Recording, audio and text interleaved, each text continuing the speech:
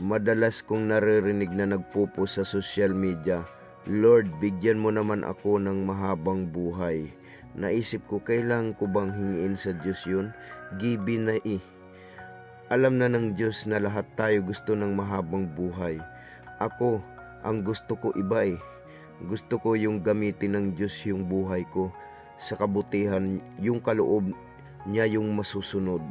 Ayaw ko yung hinihiling ng mga ganun. Ayaw ko pangunahan ang Diyos. Gusto ko yung siya ang masusunod sa buhay ko. Hindi yung ako. Kasi kung ako lang ang masusunod, napakarami ang gusto ko eh. Pero hindi pwede eh. Sa kahit anong bagay, Diyos talaga ang masusunod at hindi ang kagustuhan ng tao.